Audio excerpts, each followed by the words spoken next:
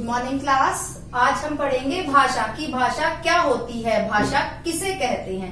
भाषा वह साधन है जिसके द्वारा हम अपने मन के विचारों को बोलकर या लिखकर प्रकट करते हैं और दूसरों के विचारों को पढ़कर या फिर सुनकर समझते हैं, उसे हम भाषा कहते हैं। यानी कि हम बोलकर अपने मन के विचार सामने वाले को बता रहे हैं और फिर उसकी बातों को हम सुनकर समझ रहे हैं। हिंदी हमारी क्या है, हिंदी भी हमारी एक भाषा है। अंग्रेजी हमारी क्या है, एक भाषा है। भाषा के दो रूप होते हैं। कितने रूप होते हैं भाषा के? दो रूप होते हैं। एक होती है हमारी मौखिक भाषा, जैसे कि टीवी देखना, रेडियो सुनना, ये सब हमारी क्या है, मौखिक भाषा। यानी कि हम टीवी देख रहे हैं, तो हम कैसे सुन रहे हो, कैसे समझ रहे हैं उनके विचारों को, वो बोल रहे हैं तो ही हम उनके मन के भावों को समझ रहे हैं ना। आगे हमारी लिखित भाषा, जैसे कि समाचार पत्र पढ़ना, समाचार पत्र में कुछ लिखा हुआ है और आप न्यूज को लिखकर जो उसमें लिखा हुआ है उस लिखे हुए को समझ रहे हो, जैसे कि किताब पढ़ना, ये हमारी लिखित भाषा है। मौखिक भाषा, लिखित भाषा। मौखिक भाषा टीवी देखना, रेडियो सुनना, ये हमारी क्या है, मौखिक भाषा। लिखित भाषा हमारी क्या है, जैसे कि समाचार पत्र पढ़ना, किताब पढ़ना, ये हमारी लिखित भाषा के अंतर्गत आते हैं। अब हम देखते हैं मौखिक भाषा क्या होती है।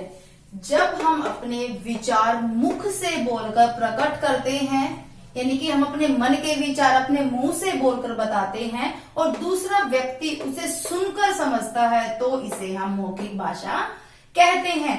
देखिए अब जैसे कि राम ने अपनी माँ से कहा, माँ मुझे बाहर खेलने जाना है। तो राम ने अपने विचारों को कैसे बोलकर बताया, अपने मुंह से बोलकर तो बताया अपनी माँ को कि मुझे बाहर खेलने के लिए जाना है। अब आगे है हमारी लिखित भाषा की लिखित भाषा क्या होती है। जब हम अपने विचार लिखकर प्रकट करते हैं, यानी कि हमें कुछ अपने विचार हैं जो सामने वाले को बताने हैं, तो हम उन विचारों को लिखकर प्रकट करते हैं या लिखकर बताते हैं और दूसरा व्यक्ति उसे पढ़कर समझता है, उसे हम लिखित भाषा कहते हैं। जैसे कि राम ने अपनी नानी को पत्र लिखा और पत्र में अपने स्कूल के कार्यक्रम के बारे में बताया। राम ने अपने नानी को क्या लिखा, पत्र लिखा और पत्र में अपने स्कूल के कार्यक्रम के बारे में बताया। यानी कि राम ने अपने मन के विचारों को लिखकर अपनी नानी को बताया। चलिए बेटे देखते हैं विभिन्न भाषाएं। संसार में अनेक भाषाएं बोली, लिखी और पढ़ी जाती है। यानी कि संसार में बहुत तरह की भाषाएं बोली जाती है। जैसे कि इंग्लैंड में कौन सी भाषा बोलते हैं, अंग्रेजी। जापान में जापानी, चीन में चीनी भाषा बोली जाती है। हमारे संविधान में, हमारे कॉन्स्टिट्यूशन में, हाँ यानी कि हमारे संविधान में 22 भाषाओं को मान्यता मिली। कितनी भाषाओं को मान्यता मिली हमारे संविधान में? हमारे संविधान में 22 भाषाओं को मान्यता मिली है। कितनी भाषाओं को मान्यता मिली है? हमारे संविधान में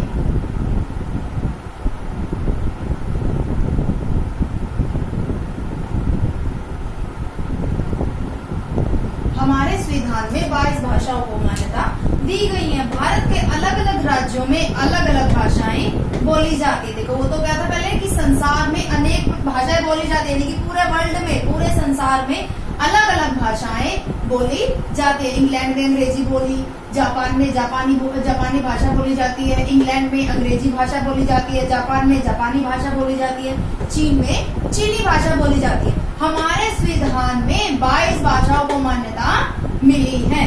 भारत के अलग अलग राज्यों में अलग अलग भाषाएं, यहाँ पर क्या कह रहे हैं कि भारत के अलग अलग राज्यों यानी कि अलग अलग स्टेट में अलग अलग भाषाएं बोली जाती हैं। असम में कौन सी भाषा बोली जाती है? असमिया। केरल में कौन सी भाषा बोली जाती है? मलयालम। पंजाब में कौन सी भाषा बोली जाती है? पंजाबी भाषा बोली जाती है। भारत में सबसे अधिक हिंदी भाषा बोली जाती है। भारत में सबसे अधिक कौन सी, यानी सबसे ज्यादा हिंदी भाषा बोली जाती है। हिंदी हमारी राष्ट्रभाषा है। राष्ट्रभाषा क्या? हिंदी हमारी राष्ट्रभाषा है, उसको हम राजभाषा भी बोलते हैं। राजभाषा क्या होती है कि जब सभी सरकारी कार्य, सभी सरकारी कामकाज हिंदी भाषा में किए जाएंगे। हमारे संविधान में 14 सितंबर 1949, 14 सितंबर 1949 यानी कि 14 सितंबर 1949 को हिंदी को भारत की राष्ट्रभाषा या राजभाषा बनाया गया था। हिंदी दिवस हमारा 14 सितंबर को मनाया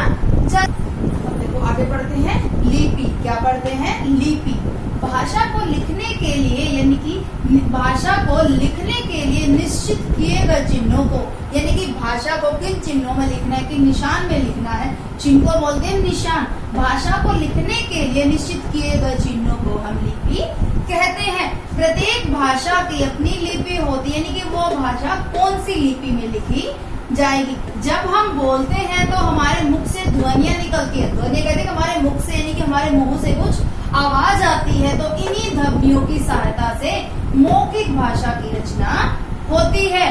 या फिर भाषा को लिखने के चिन्हों को लिपि कहते हैं, या फिर भाषा को लिखने के ढंग को लिपि कहते हैं। अब दोबारा देखते हैं। भाषा को लिखने के लिए निश्चित किए गए चिन्हों को हम क्या बोलते हैं? लिपि। प्रत्येक भाषा की अपनी एक लिपि होती है, यानी कि उस भाषा को किस लिपि में लिखा जाएगा। जब हम बोलते हैं तो हमारे मुख से कुछ ध्वनियां निकलती हैं। क्या निकलती है? यानी कि कुछ आवाज निकलती है, और उन्हीं ध्वनियों की सहायता से मौखिक भाषा की रचना होती है। या फिर हम बोल सकते हैं भाषा को लिखने के चिन्हों को लिपि कहते हैं, यानी कि वो भाषा कौन सी लिपि में लिखी जाएगी। अब देखते हैं हिंदी भाषा। हिंदी भाषा कौन सी लिपि में लिखी जाती है? देवनागरी लिपि में। कौन सी लिपि में लिखी जाती है हमारी हिंदी भाषा? देवनागरी। अब उसके बाद है हमारा संस्कृत भाषा। संस्कृत भाषा कौन सी लिपि में लिखी जाती है? संस्कृत भाषा लिखी जाती है हमारी देवनागरी। कौन सी लिपि में लिखी जाती है? देवनागरी। अंग्रेजी। अंग्रेजी भाषा। अंग्रेजी भाषा हमारी कौन सी लिपि में लिखी जाती है? रोमन लिपि में। तो आपने देखा कि कौन सी भाषाएं कौन सी लिपि में लिखी जाती है। अब आगे है हमारा व्याकरण, यानी कि ग्रामर। व्याकरण क्या होता है? व्याकरण भाषा को शुद्ध रूप में, यानी कि सही तरीके से भाषा को बोलना, पढ़ना, लिखना सिखाता है। अगर हमारे पास व्याकरण ही नहीं होता, ग्रामर ही नहीं होता, तो हमें भाषा की अशुद्धियां पता नहीं चलती। प्रत्येक भाषा के कुछ नियम होते हैं जिनका हमें बोलते या पढ़ते समय उनका पालन करना होता है, और व्याकरण का प्रयोग करके हम उन अशुद्धियों से, यानी कि गलती करने से हम बच सकते हैं। अब मैम ने वाक्य लिखा, श्वेता खाना खाता है, तो क्या ये वाक्य सही है? नहीं। श्वेता खाना खाता है। श्वेता तो एक क्या है? लड़की है, स्त्रीलिंग है, और यहाँ पे आगे सेंटेंस पुल्लिंग वाला शो कर रहा है, जैसे श्वेता खाना खाता है, तो ये वाक्य हमारा व्याकरण की दृष्टि से गलत है। आगे लड़के खेल रहे हैं।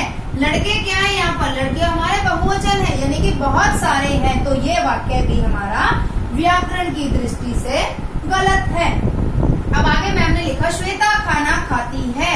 श्वेता खाना खाती है, तो ये वाक्य हमारा व्याकरण की दृष्टि से बिल्कुल करेक्ट है। लड़के खेल रहे हैं, ये वाक्य भी हमारा व्याकरण की दृष्टि से बिल्कुल सही है।